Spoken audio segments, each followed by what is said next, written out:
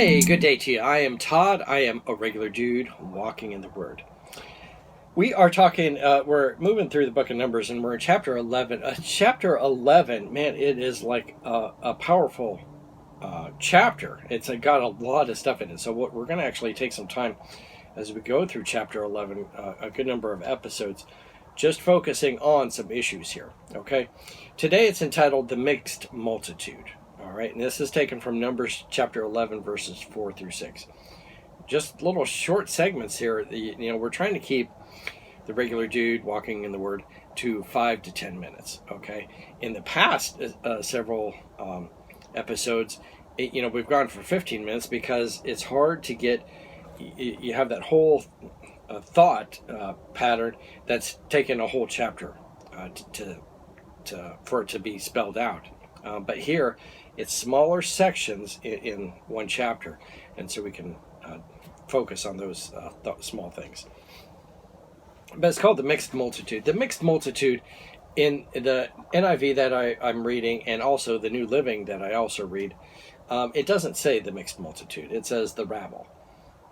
Okay, and the rabble would be the same thing. It might say also the foreign rabble.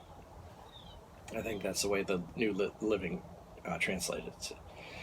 But the mixed multitude and the rabble is this. It's the people that are not full-blooded Israelites. They can't claim what tribe they're from necessarily, because they're from like a mixed marriage of like Israeli and Egyptian. Okay, and so you're like, I'm not really Egyptian, but I'm not really Israel, part of Israel, but I'm coming to the promised land. So I'm Israeli, but I'm not full-blooded Israeli. So it's that mixed multitude. You have that, and they're part of this. Well, those are the guys that are now starting the complaining. Okay. So let me read this. This is Numbers 11, chapter 11, and then it's verses 4 through 6, and then we'll talk about it. And it says this: the rabble, otherwise known in the King James as the mixed multitude, with them began to crave other food. And again the Israelites started wailing and said, "If only we had meat to eat. We remembered the fish we ate in Egypt at no cost." Really, at no cost? That's because you were slaves. "Also the cucumbers, the melons, and the leeks, and the onions, and the garlic. But now we have lost our appetite. We never see anything but this manna." Okay? Several things here as we go through it. Let me go back up to the top. Again, the rabble is the mixed multitude. That's kind of the people. They don't know what area, if they're truly Israeli or Egyptian, but they're the ones that are starting the complaining here, and that's the issue. And it says they began to crave other food because they were eating manna every day, but these guys now started craving other food, and they said, "If only we had meat to eat." And then the meat they mention is the fish in Egypt. All right, there's no way where they're at currently that you can get fish because they're out in the desert. They're wandering around in the desert. There's no little. There might be some ponds, or maybe a lake or something like that, but there's sure not enough fish in it to feed everybody from the Israelis. So the fish is non-existent. They won't be eating fish where they're at. Okay. So they say, "If only we had meat to eat. We remember the fish we ate in Egypt at no cost." Okay, because the slave owners provided it for the slaves. That's why it was no cost. I mean, it did cost you, but not the way they were thinking. "Also the cucumbers, the melons, the leeks, the onions, and the garlic." Now, J. Vernon McGee, in his commentary, he points out that the food that they mention here, it's all condiments. Okay, no one's making a meal out of, out of the cucumbers. No one says, "Hey, I'm gonna." Now, I say that, but there are some ladies that go to tea parties and have cucumber sandwiches. Okay, if you ever see me eating a cucumber sandwich, something is wrong. Okay, I want something in my sandwich with meat. That makes it a real sandwich, not cucumbers. Okay, but these guys are craving cucumbers. Melons, leeks, onions, and garlics. This stuff is all condiments. Okay, no one ever has I'm going to sit down and eat a meal of melons or leeks or onions. No one does that. It's just all condiments. So they're going, oh man, I remember the fish we ate. Well, because the slave owners gave them the fish. And then they mention all the condiments. They don't mention like all the meat and stuff they had, because they probably didn't have that much. But they remember all these condiments. Nothing really of substance here, okay?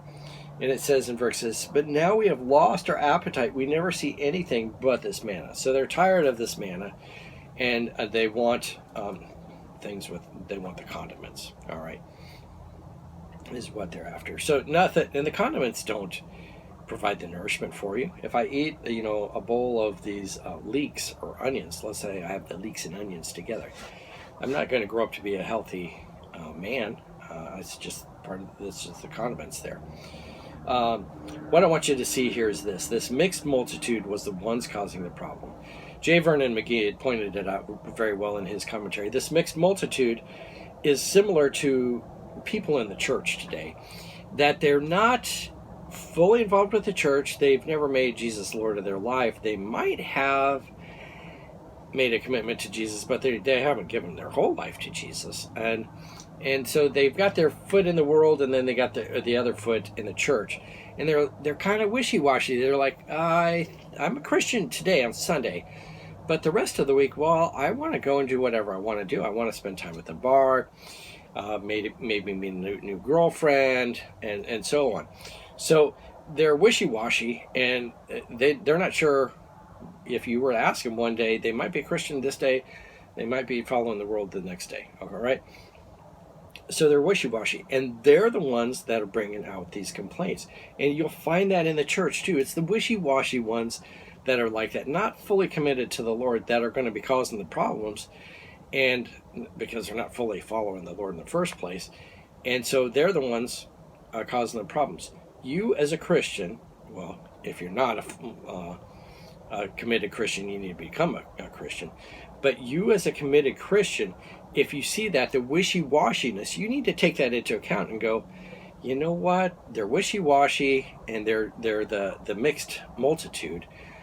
We need to not put all our stock into what they say, okay? Because they're not fully following the Lord, all right? You as a follower of the Lord, you might go, you know what? We need to spend more time in prayer at the church, more time in worship, just getting to know God. The mixed multitude is going to go, oh man, that's a waste of time, but you need to stand up as a believer in Christ and a fully devoted follower of Christ against this mixed multitude that's wishy-washy. All right, and because that mixed multitude was leading the people astray. All right, and this is where this complaining was starting, was with that. So watch yourself, who you surround yourself with. But then if you have that mixed multitude, your goal is to try and help them become true followers of Jesus. All right. So that helps bring everything to light there, what we need to be doing in the church, getting that mixed multitude and bringing them to become a fully devoted follower of Christ. All right. Hey, thanks for watching. I am a regular dude walking in the Word, and I look forward to seeing you tomorrow as we continue our journey through the book of Numbers. Lord's blessing. I'll see you then.